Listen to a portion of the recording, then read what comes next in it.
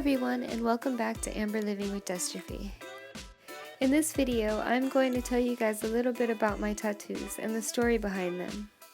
I'm also going to give you guys a little bit of information about tattooing and the story of how I became a tattoo artist. Most of my tattoos are done by me and my husband. We do that because when you first start out tattooing, you practice on yourself before you practice on anybody else. So these are my practice tattoos from when I first started tattooing.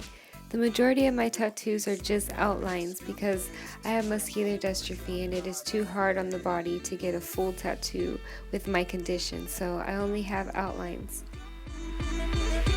Let's jump right in and get started with my first tattoo, the one right here on my chest. This tattoo is done by my husband.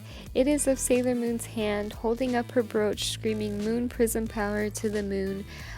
Sailor Moon has always been a huge part of my life and I wanted to keep her close to my heart. She has helped me along the way in staying strong through my illness. She has pushed me into anime. She was one of the first animes I ended up watching when I was younger, and I've always found myself screaming "Moon Prism Power" when I am in times of need or if I'm ever really scared in a situation. So I owe a lot to Sailor Moon and she will always be close to my heart, and that's why I keep this brooch close to me. Next, let's start off with my wrist. On my wrist I have a tattoo of an eye inside a rose. I've always heard that eyes are the window to the soul, and so I always start off in my drawings with eyes, and roses have always played an important part of my life, especially in high school. I've always had friends and family that have roses around, so roses have always been important to me, and that's why I wanted to get one. This one was another one that was done by my husband when he first started to tattoo. It goes all the way down to my wrist, and I really like it. It's really close to my heart, more because my husband did it for me. And on this other side, I have a My Melody, which my husband did when he first started. It represents me, and the stars that surround it represent each person from my husband's family. This one is my husband, this one is my mother-in-law, my father-in-law.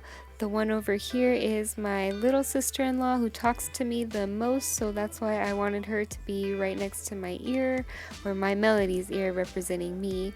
This one's my brother-in-law, this one is my other brother-in-law right here, and my sister-in-law down here.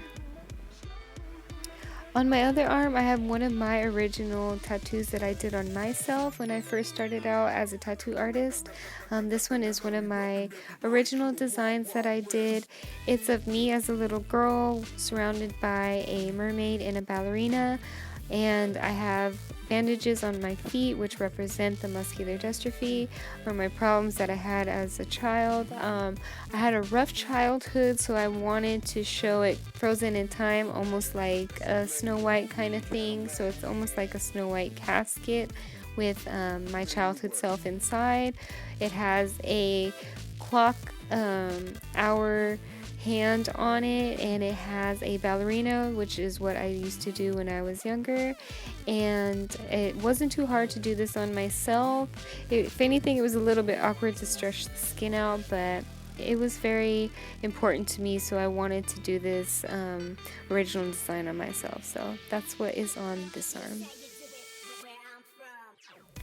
The tattoo on my right leg was done by a friend of our family. This was my very first tattoo that I've ever gotten, and I got this when I was 18 years old. And so this tattoo was very important to me because it is my first, and it was what got me into the tattoo world and started me wanting to tattoo. And so it is of a girl who is wrapped in her own hair. She is kind of like wrapped up in her own sorrows or her own feelings, but her chest is exposed, meaning that she's still willing to love and go on and be free. And so I wanted that tattoo to represent a little bit of what was going on with me at that time. On my left leg, I have a unfinished tattoo of Antihumamia from the anime Revolutionary Girl Utena. The story behind this tattoo is quite funny.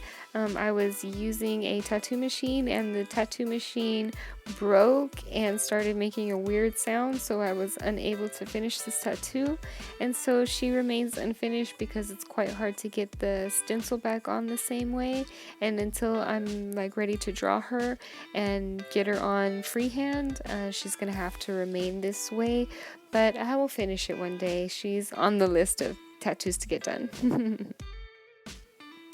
On my lower right leg, I have a tattoo of Morgan from Darkstalkers. She's one of my favorite characters, and I really love succubuses. I tend to cosplay succubuses a lot, so that's why I really wanted to get Morgan, and she means a lot to me. This was the second tattoo that I did on myself. I was practicing fine lines and detailing and doing a bigger tattoo, so I ended up doing this one on myself. It was a little bit hard just because it's weird doing tattoos on your lower leg and holding your leg up and trying to tattoo it at the same time, but I'm pretty proud of how it came out and all the detail that I was able to get into it for it being my second time tattooing in my life. So this is pretty old. This tattoo is really old now, but it means a lot to me because it was my second tattoo I ever did.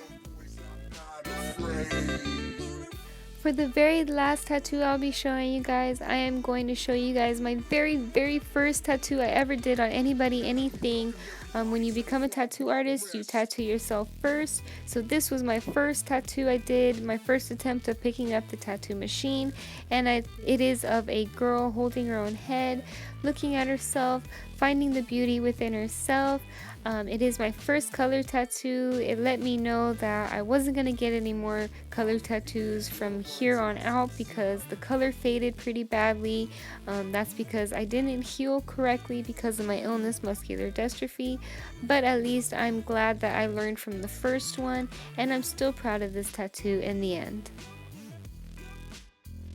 Here are the tattoo machines that me and my husband would use.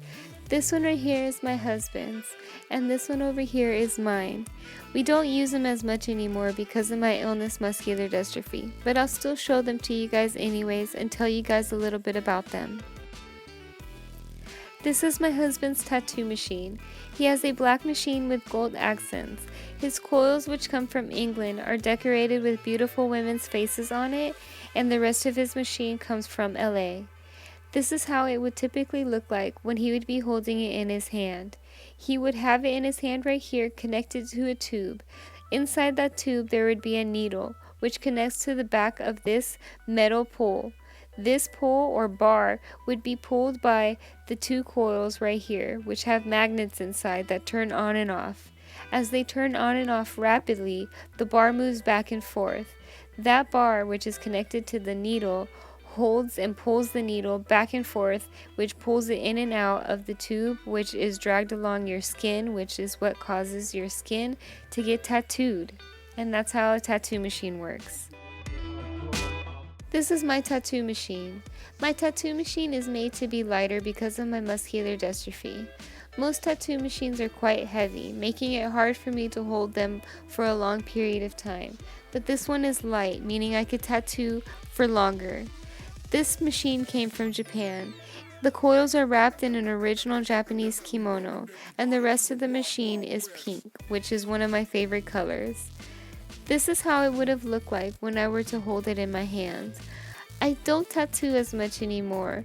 Because of my illness, this one has become quite heavy, and so I'm unable to tattoo for as long as I used to. But every now and then I do small pieces, or I still tattoo my friends and family. I love the fact that I took the journey in becoming a tattoo artist. I studied hard and I met a wonderful group of people that taught me such a great lesson, and this is a wonderful job.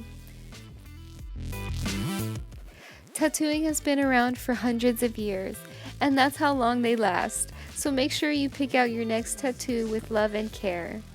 Thank you all so much for watching. I really appreciate your time, and thank you for stopping by. I'll see you guys again next time, and please, if you guys like this video, don't be afraid to like and subscribe to my channel. I'll be doing a makeup tutorial very soon, coming up with some more vlogs and fun videos just for you guys.